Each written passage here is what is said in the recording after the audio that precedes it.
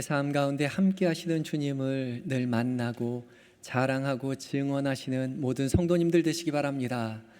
귀한 은혜 찬양 감사합니다. 오늘도 이 시간 함께 예배하는 모든 성도님들에게 한량없는 하나님의 은혜가 함께 하시기를 빕니다. 날씨가 많이 추워졌죠. 몇 주 전까지만 해도 더워서 에어컨을 꼭 틀어야만 했는데 요즘은 새벽에 기도할 때에 손가락 발가락이 시려워서 기도하기가 힘든 시절이 벌써 왔습니다. 아침 저녁으로 굉장히 많이 쌀쌀하고 또 오늘 비도 와서 많이 춥기도 하는데 특히 우리 이 환절기에 건강 유의하셨으면 좋겠고요. 누구보다도 우리 한양의 어르신들 아침 저녁으로 쌀쌀하니까 입고 다니실 때 스카프도 좀 두르시고 건강 유의하셨으면 좋겠습니다. 이 믿음의 때에 은혜 받을 때에 더욱더 몸과 마음을 건강하게 유지하시는 성도님들 되시기 바랍니다. 오늘 본문은 믿음으로 구원을 얻은 한 사람에 관한 이야기입니다. 예수님께서는 이 땅 가운데 오셔서 많은 사람들을 치유하셨고 또 그분들을 향해서 그 사람들을 향해서 내 믿음이 너를 구원하였다 그렇게 말씀하셨습니다. 병만 고쳐주신 것이 아니라 내 믿음이 너를 구원하였다 그렇게 말씀하셨죠. 12해를 혈루증 앓았던 그 여인에게도 내 믿음이 너를 구원하였다 그렇게 말을 하셨고요.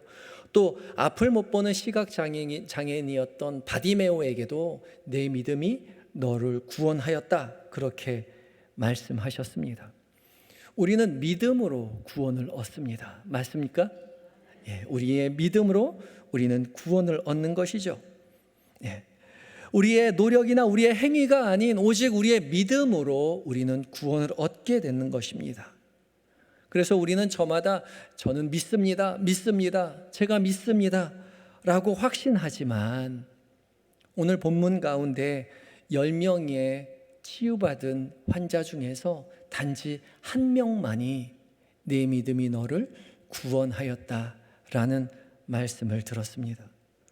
그러니 언뜻 보면 10분의 1, 10명 중에 한 명만 구원을 받은 것이죠.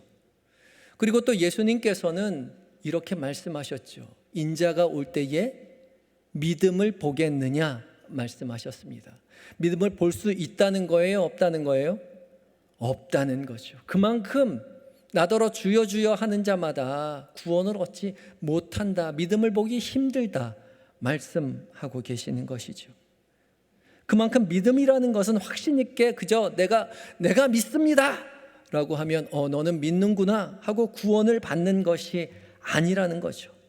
너도 나도 믿는다고 이야기하지만 우리가 가지고 있는 그 믿음이라는 게 정말 구원에 이를 만한 진짜 진실된 믿음인지 아니면 구원에 이르기에는 턱없이 부족한 연약하고 부족한 가짜 믿음인지 우린 스스로 살펴보아야 한다는 것이죠.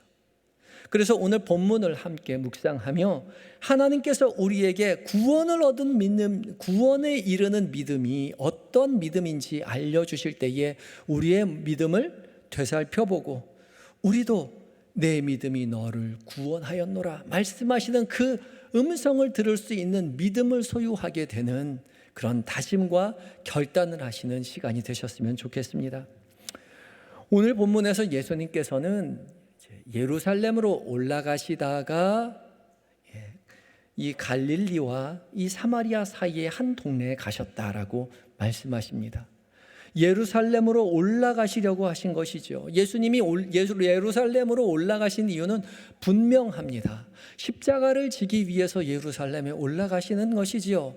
예수님께서는 저 높은 하나님의 보좌를 다 버리시고 이 낮고 천한 이 땅에 내려오신 단 한 가지 이유, 그것은 예루살렘에 오르시기 위함이었습니다. 십자가에 오르셔서 이 세상의 모든 죄를 짊어지시고 죽으시고 이 세상의 모든 사람을 구원하기 위함이셨던 것이죠.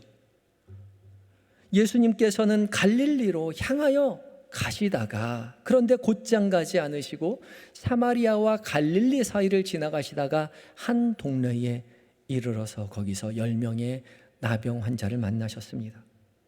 곧장 예루살렘으로 가실 수도 있었지만, 왜냐하면 예루살렘으로 가셔서 십자가에 오르시기 위한 것이 사명이었기 때문에 그럴 수도 있었지만, 일부러 예수님은 그렇게 하지 않으시고 지금 사마리아와 갈릴리 사이의 한 동네를 지나가고 계십니다. 그리고 그곳에서 10명의 나병 환자를 만나시죠. 일부러 예수님께서는 10명의 나병 환자를 찾아오셨고 그를 만나주셨고 그의 병을 고쳐주셨고 그에게 내 믿음이 너를 구원하였다, 구원을 선포하셨습니다. 이처럼 진짜 믿음은 예수님을 만나는 것부터 시작합니다. 우리를 찾아오신 예수님을 만나는 것, 거기서부터 우리의 진짜 믿음이 시작된다는 것이죠. 우리도 이 10명의 나병 환자처럼 우리를 찾아오신 예수님을 만나야 합니다. 소문으로만 들어서도 안 되고 지식으로만 공부해서도 안 됩니다. 실제로 우리는 직접 예수님을 만나야 되는 것이죠. 예수님께서는 잃어버린 당신의 모든 백성을 찾아서 만나기 위해서 이 땅 가운데 오신 것이죠. 그래서 예수님께서는 99마리의 양을 들에 두고서라도 잃어버린 한 마리 양을 찾기 위해 고군분투하는 선한 목자라고 말씀하고 계시는 것이죠. 10개의 드라크마 중에 1개의 드라크마를 잃어버려서 그 작은 어두운 방 안에 등불을 켜고 방 안을 사시사시 쓸고 다니는 여인과 같은 심정이 바로 예수님의 심정이라고 우리에게 말씀하고 계시는 것이죠. 그 심정, 그 애타는 마음으로 우리를 찾아오셨습니다. 그 찾아오신 예수님을 우리가 만나야 하는 것이죠. 사도행전 4장 12절에서는 우리에게 이렇게 분명히 말씀하고 계십니다. 다른 이로서는 구원을 얻을 수 없나니 천하 인간의 구원을 얻을 만한 다른 이름을 우리에게 주신 일이 없음이로라. 아멘. 다른 이름은 없습니다. 다른 이로는 구원을 얻을 수가 없어요. 오직 예수님만이 우리의 구원이 되십니다. 그래서 우리는 예수님을 만나야 하는 것입니다. 진짜 믿음은 예수님을 만나야 돼요.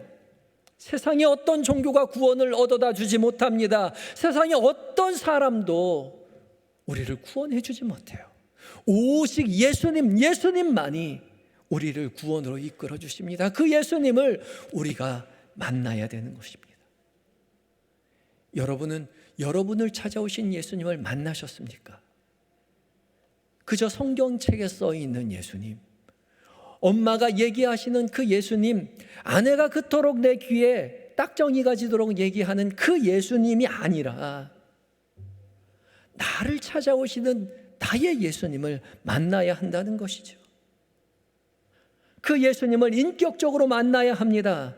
믿음이라는 것은 예수님에 관한 지식을 쌓아가는 것이 아니라 실제로 예수님을 만나서 예수님과 역동적인 관계를 맺어가는 것이 바로 믿음인 것이죠.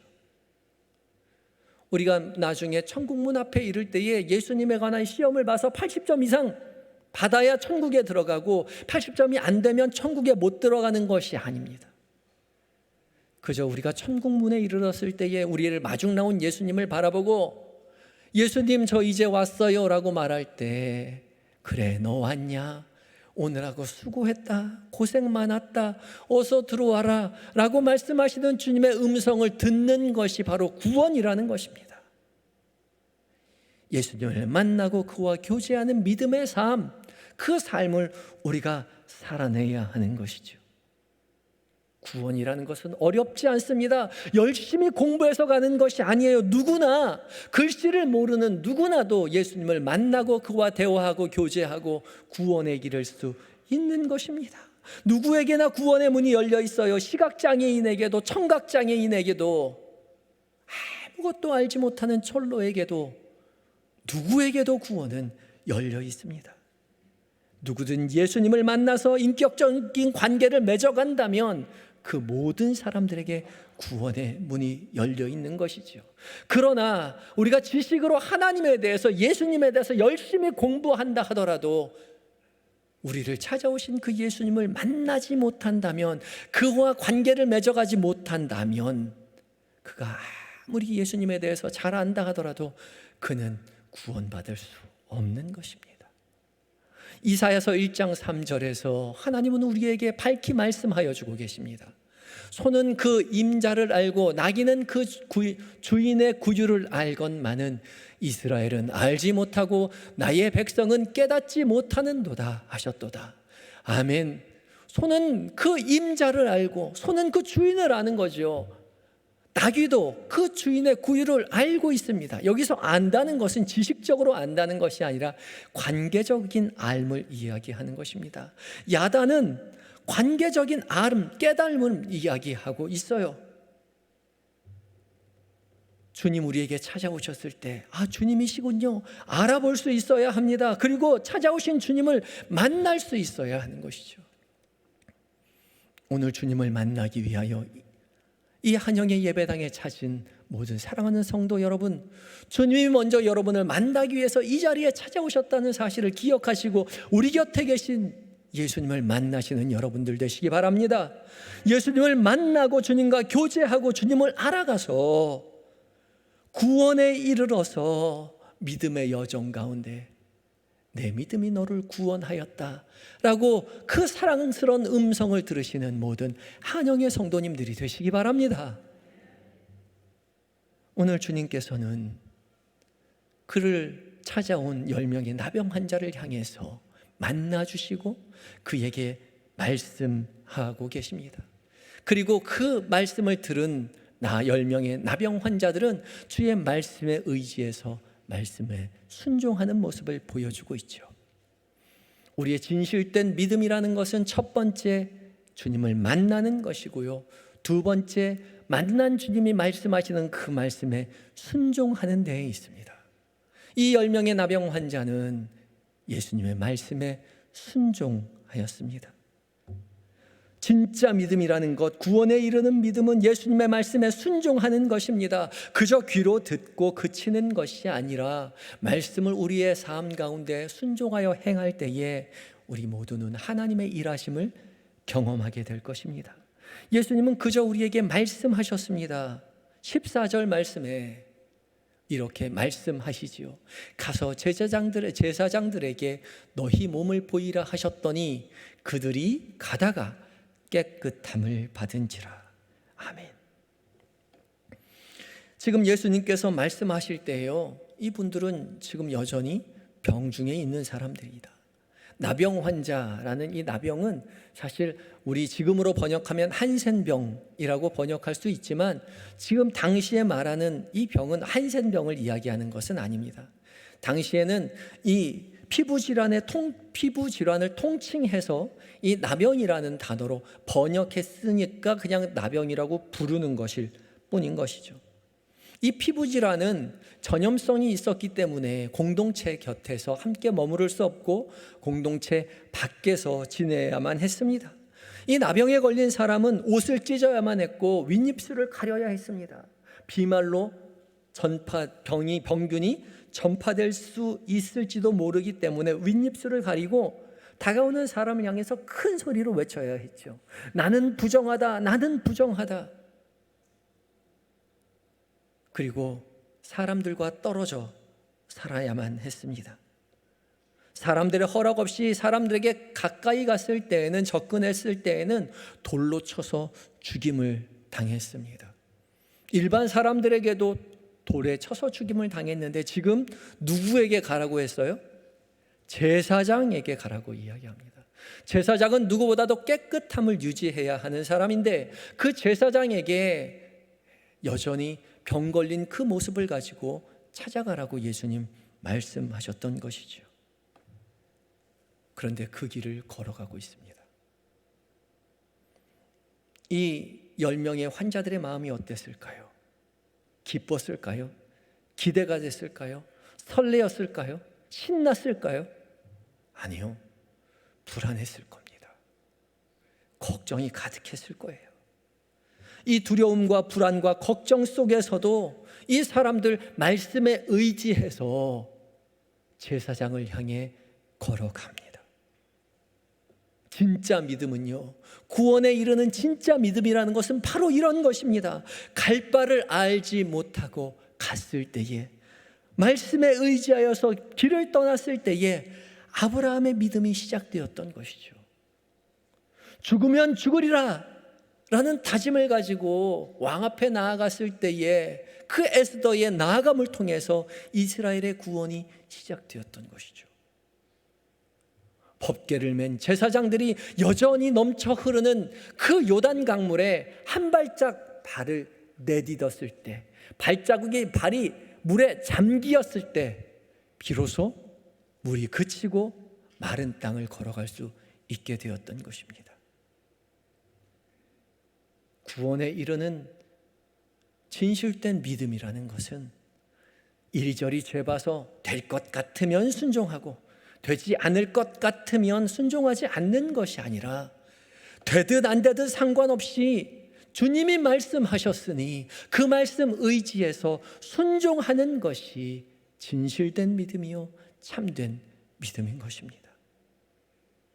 하나님께서 우리에게도 말도 안 되는 요구를 하실 때가 있죠. 전혀 예상할 수도 없는 상황으로 우리를 몰고 가실 때가 있어요. 마치 이 10명의 나병 환자에게 여전히 나병이 가득한데 너의 몸을 제사장에게 가서 보이라 라고 말하는 것처럼 얼토당토하는 상황들이 우리에게 닥칠 때가 있다는 것이죠.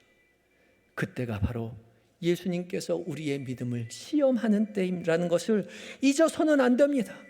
아직 몸이 그대로인데요, 여전히 저는 부족한데요, 고통스러운데요, 여전히 조짐이 보이지 않는데요, 그렇지만 우리는 발을 내딛어 믿음의 길을 걸어가야 합니다. 혹시 이 자리에 삶을 살아가면서 도무지 이해할 수 없는 삶의 이야기들이 닥쳐올 그런 분이 계십니까? 너무나 큰 일이 나에게 와서 걱정과 두려움에 휩싸여 하루하루를 고통 가운데 지내시는 분이 계십니까? 말씀하시는 주님 앞에 귀를 기울이시기 바랍니다. C.S. 루이스는 그의 책에서 하나님은 고통 가운데 외치시고 평안한 가운데 속삭이신다 말했습니다. 하나님이 우리의 고통 가운데 크게 외치시고 계십니다. 우리를 부르시는 그 음성을 듣고 그 말씀에 의지하고 순종해서 믿음의 길을 한 걸음 내딛어야 하는 것이죠. 하나님께서는 데살로니가 5장 24절을 통해서 우리에게 이렇게 약속하고 계십니다. 5장 24절의 말씀을 한 목소리로 함께 봉독하겠습니다. 시작. 너희를 부르시는 이는 미쁘시니 그가 또한 이루시리라. 한 번 더. 그가 또한 이루시리라. 아멘. 우리를 부르시는 이는 미쁘시다 말씀하고 계세요. 우리를 부르신다는 이 부르심은 한 번 부르고 그치는 것이 아니라 계속해서 부르고 있는 형국을 이야기하고 있습니다. 하나님께서 계속해서 부르고 계세요. 언제까지요? 우리가 들을 때까지 부르고 계세요. 그리고 그 부르시는 주님이 어떤 주님이시냐? 미쁘신 주님이라는 거죠.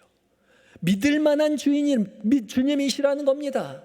우리는 하루에 12번씩 마음이 바뀌는, 갈까 말까, 순종해야 되나 말아야 되나, 이 길을 따라가야 되나 아니면 뒤돌아서야 되나, 늘 마음이 불안하지만, 그러나 우리 주님은 미쁘신, 믿을 만한, 신뢰할 만한 하나님이시라는 것이죠. 주님은 신실하신 분이시요 회전하는 그림자도 없으시며 한 번 말씀하시는 것은 변개하지 않으시고 반드시 이루시고야마는 그런 우리 하나님이시라는 사실을 우리는 반드시 기억해야 합니다. 그런 하나님께서 우리에게 약속하고 계시는 것이지요. 그가 이루시리라. 그가 이루실 것입니다. 그냥 어떻게 하면 되겠지가 아니라 두 팔 걷어붙이고 나서서 주님께서 직접 이 모든 일을 이루어 주겠다고 약속하고 계신 것입니다. 지금 우리의 상황으로는 믿을 수 없지만, 우리 머리로는 이해할 수 없지만, 그래서 우리의 마음은 여전히 불안하고 걱정이스럽고 두려움 속에 있지만, 우리에게 말씀하시는 그분이 천지를 창조하신 우리의 모든 생사화복을 주관하시는, 우리를 구원의 삶으로 이끌어 가시는 그 주님이라는 사실을 믿고 의지해서 그 말씀에 순종하여 믿음의 길을 한 발자국 나서시는 모든 성도님들 되시기 바랍니다. 우리가 모든 것을 내려놓고 말씀에 순종할 때 우리는 비로소 우리의 일이 아닌 하나님의 하시는 일을 목격하게 될 것입니다. 우리가 예상했던 일, 우리가 기대했던 일보다 훨씬 더 크고 놀라운 주님의 일하심을 우리 두 눈으로 똑똑히 보게 될 것입니다. 그때 비로소 우리는 하나님이 하셨군요. 하나님이 내 삶에 살아계시는군요. 하나님이 나의 도움이시군요. 피할 산성이시군요. 바위이시군요. 그렇게 고백하게 될 것입니다. 믿을 만한 하나님, 우리에게 약속하시는 그 하나님, 그 음성을 듣고 신뢰하셔서 믿음으로 행하심으로 말미암아 하나님의 일하심을 눈으로 목도하시고 주 앞에 영광 돌려 드리시는 한영의 모든 성도님들이 되시기 바랍니다. 우리의 진짜 믿음은 뭐라고요? 지식이 아니라 예수님을 만나는 것이라고 이야기했고, 또 뭐라고요? 주께서 우리에게 소리쳐 말씀하실 때에 불안한 모든 것을 내려놓고 믿음으로 한 걸음 나서서 순종하는 거라고 이야기했습니다. 그런데요, 이 두 가지 가지고 아직 부족합니다. 정말 중요한 한 가지가 더 남아 있습니다.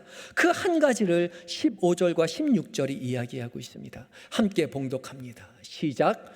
그 중에 한 사람이 자기가 낳은 것을 보고 큰 소리로 하나님께 영광을 돌리며 돌아와 예수의 발 앞에 엎드려 감사하니 그는 사마리아 사람이라. 아멘.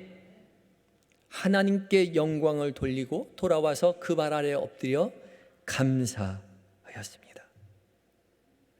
마지막으로 정말 우리에게 필요한 진짜 믿음은 감사하는 믿음입니다. 감사하는 신앙이에요. 10사람 모두가 고침을 받았지만 감사했던 사람은 단지 한 사람뿐이었습니다. 그리고 그 단지 한 사람에게 예수님이 내 믿음이 너를 구원하였느니라 말씀하셨던 것이죠. 그러니까 결국 구원 받은 사람은 10사람 고침받은 사람이 아니라 단지 한 사람, 감사한 사람이었던 것이죠. 결국 구원을 얻은 사람은 예수님을 만나서 그 말씀에 순종하여 이 이야기에서 하나님의 기적을 경험했다 하더라도 그것에 감사하는 자리까지 간 사람만이 구원을 얻는 사람이라는 것입니다. 하나님을 경험하는 일만도 얼마나 큰 일입니까? 주님을 만나서 그 음성을 듣고 하나님의 하시는 일을 바라보는 것만으로도 정말 놀랄 만한 일이지 않습니까? 그것을 우리는 신적 체험이라고 합니다. 하나님을 경험하는 것이죠. 하나님은 눈에 보이지 않는 하나님인데 우리가 눈에 보이시는 방식으로 우리에게 나타내 주시는 것이죠. 어떤 사람은 기적을 통해서, 어떤 사람은 병고침을 통해서, 어떤 사람은 방언을 통해서, 어떤 사람은 예언을 통해서, 어떤 사람은 꿈을 통해서 하나님의 하나님 되심을 깨닫게 됩니다. 하나님이시군요. 그것이 신적 체험입니다. 신적인 경험이에요. 그런데 이 모든 것은요, 하나님이 하시는 일일 뿐이에요. 우리에게서 난 것이 아닙니다. 10명의 문둥병자가 스스로 병을 낫게 된 것이 아니에요. 주의 말씀 의지할 때에 하나님의 일하심 속에서 치유하심을 얻게 되었던 것이죠. 그 자체로는 구원의 표지가 되지 못해요. 하나님께서 하시는 일에 대한 우리의 반응이 반드시 필요한 것입니다. 그것이 바로 감사입니다. 하나님이시군요. 하나님 감사합니다. 거기까지 가야 하는 것이죠. 역시 우리 주님이십니다. 제게 예수님뿐입니다. 나의 인생 가운데 함께 하신 하나님 참 감사합니다. 그 감사의 자리까지 가야 한다는 것입니다. 예수님을 깊이 섬기는 사람일수록, 영적인 사람일수록 이 감사가 가득한 신앙을 가지고 있어요. 아무리 오래 신앙생활을 한다 하더라도 이 감사가 넘치지는 않습니다. 어떤 사람은 감사가 넘치는가 하면 어떤 사람은 불평이 넘칩니다. 제가 아는 어떤 분은요, 열심히 예수 믿고 오랫동안 신앙생활 했는데도 불구하고 그 입술에 불만이 넘쳐납니다. 불평이 가득해요. 얘기하는 거 보면 얼마나 한국교회를 위해서 믿음의 신앙의 이야기들을 얼마나 잘 쏟아내는지 몰라요. 교회는 이래야 되고 믿는 사람을 이래야 되고 얼마나 많은 이야기를 하는데 그 모든 이야기들이 불평밖에 없어요. 비난밖에 없어요. 곁에 있으면 얼마나 불편한지 몰라요. 그런데요, 그런 사람이 있는가 하면 어떤 사람은 열심히 예수 믿는 그 삶, 그 믿음 속에 감사가 넘치는 분이 계셔요. 제가 아는 한 권사님은 집으로 신방 갔는데 입술 속에 감사가 끊이질 않아요. 집도 정말 어렵게 사시고 배우신 것도 얼마 없으시고 재산도 얼마 없으신데 그의 입술 속에서는 늘 감사가 넘쳐납니다. 제가 아는 그 권사님 말고도 여러분 주변에도 감사가 넘치는 사람 얼마나 많이 있습니까? 또 반면에 불평이 넘치는 사람 얼마나 많이 있어요. 우리가 예수님을 만나서 주의 일하심을 경험을 했다면 우리의 입술 가운데 늘 감사가 있어야 합니다. 남들과 비교해서 감사가 아니라 저 사람은 24평에 사는데 나는 32평에 사니까 감사한 것이 아니라 저 사람은 한 다리가 불편한데 난 두 다리가 성해서 감사한 것이 아니라 남들과 비교해서 감사가 아니라 하나님이 하신 일에 대한 감사가 있어야 한다는 것이죠. 그 감사가 우리에게 있어야 합니다. 이 10명의 나병 환자에게 모두 고침을 해주었지만 감사를 표현한 사람은 단지 한 사람뿐이었습니다. 하나님의 돌보심 속에 우리 모두가 살아가지만 그것이 하나님의 돌보심이라는 것을 깨닫고 주 앞에 감사하는 사람은 그리 많지 않다는 것이죠. 오늘 본문의 17절에서 그렇게 말씀하고 계십니다. 17절 말씀입니다. 예수께서 대답하여 이르시되 10사람이 다 깨끗함을 받지 아니하였느냐? 그 9은 어디에 있느냐?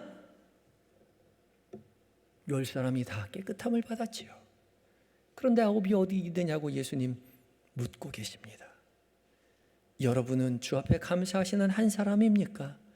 아니면 주의 일하심을 목도하고 그 은혜를 다 누리면서도 감사치 못했던 9사람입니까? 우리 스스로를 돌아보아야 합니다. 내 인생에 감사가 얼마나 많은가? 내 삶에 감사가 얼마나 많은가 생각해 보셔야 돼요. 우리가 우리의 삶을 되짚어 볼 때에 우리의 삶 가운데 함께 하시는 하나님의 일이 얼마나 많이 있는지 모릅니다. 다 잊고 살지만 우리 지나온 모든 일상이 주의 돌보심이었음을 우리는 고백하지 않을 수가 없는 것입니다. 우리도 모두 고침받은 사람입니다. 주께서 우리를 찾아오셔서 부르시고 말씀하셔서 순종하심으로 주의 일하심을 우리의 삶의 모든 자리 가운데 이미 주신 하나님이세요. 맞습니까? 그렇다면 우리 감사해야 합니다. 하나님이 나에게 하신 일을 되짚어 돌아보며 감사하는 신앙을 가져야 합니다. 주님 여전히 우리와 함께 하시는 것을 감사하시는 신앙 되시기 바랍니다. 주님은 우리에게 받은 복을 세어보아라 말씀하고 계시죠. 받은 복을 세어보아야 합니다. 주께서 우리 가운데 오셔서 나의 삶 가운데 행하신 모든 일들, 우리의 인생의 자리자리마다 함께 하셨던 그 모든 복들을 세어보시는, 그리고 주 앞에 영광 돌리시고 주님 앞에 감사하시는 성도 여러분이 되시기 바랍니다. 우리가 믿음으로 구원을 얻는다는 것, 여러분에게 3가지를 말씀드렸습니다. 가장 무엇보다 먼저 우리를 찾아오신 예수님을 만나야 한다는 것이고, 두 번째, 그 만나서 우리를 찾아오신 예수님께서 말씀하시는 그 말씀을 듣고 말씀에 순종해야 한다는 것, 그리고 말씀에 순종할 때 하나님의 일하심을 목도하고 그 하나님의 하시는 일에 대해서 감사하는 것, 이 3가지를 말씀드렸습니다. 이 3가지를 늘 잊지 않고 믿음으로 살아내셔서 9사람의 나병 환자가 아니라 내 믿음이 너를 구원하였노라 말씀하시는 그 음성을 들은 한 명의 나병 환자처럼 우리의 삶이 우리의 믿음으로 말미암아 구원을 얻게 되는, 그러므로 말미암아 하나님의 기쁨이 되는 모든 한영의 성도님들이 되시기 바랍니다. 다 같이 기도하시겠습니다. 우리를 불쌍히 여기셔서 저 높고 높은 보좌 다 내팽개치시고 낮고 천한 이 자리로 내려오셔서 우리를 찾아 부르시는 주님, 부르시는 주님 앞에 귀를 기울이게 주님, 우리의 귀를 열어 주시옵소서. 우리를 찾아오신 주님을 밝히 볼 수 있도록 우리의 눈을 열어 주시옵소서. 그리하여서 주님 부르시는 그 음성에 듣고 주님 잡으러 오신 그 얼굴을 우리가 배워서 주님 말씀하시는 그 음성 듣고 말씀에 순종하여 주의 일하심을 보게 하여 주시옵시고, 주께서 행하시는 모든 일들에 감사하는 우리의 진정한 믿음을 우리에게 허락하여 주시옵소서. 그리하여서 구원에 이르는 은혜가 이 시간 우리 모두에게 있게 하여 주시옵소서. 예수님의 거룩하신 이름으로 기도하옵나이다. 아멘.